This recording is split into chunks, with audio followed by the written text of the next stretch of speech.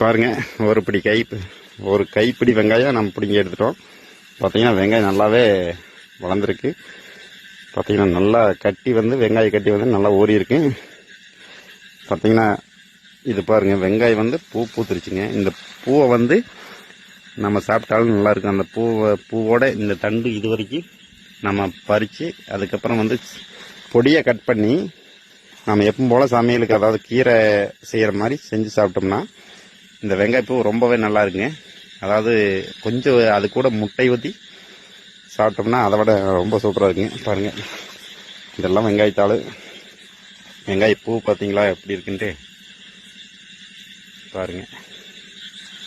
இப்போ பார்த்தீங்கன்னா நம்ம ஒரு கைப்பிடி வெங்காயத்துக்கு மேலே பிடிங்கிட்டோம். இதுவே போதுமானதாக இருக்குது. இது பார்த்தீங்கன்னா 1/2 கிலோ வெங்காயம் வரும். இதை கொண்டாகி நம்ம முட்டைக்கு இந்த வெங்காயத்தை பச்சை வெங்காயமே தொளிச்சு போட்டு சிறுகாக அரிஞ்சு அப்புறமா முட்டையை தாளிக்க போகிறோம். தாளிச்சதுக்கப்புறம் சாப்பிட போகிறோம்.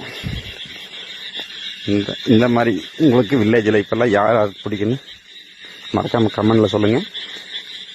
அதாவது பார்த்திங்கன்னா ஒரு மலையோரம் நாங்கள் வாழ்கிறோம். பார்த்திங்கன்னா அதெல்லாம் மலை, அதெல்லாம் மலைங்க. மறக்காமல் நம்ம பேஜை ஃபாலோ பண்ணி வச்சுங்க. நன்றி.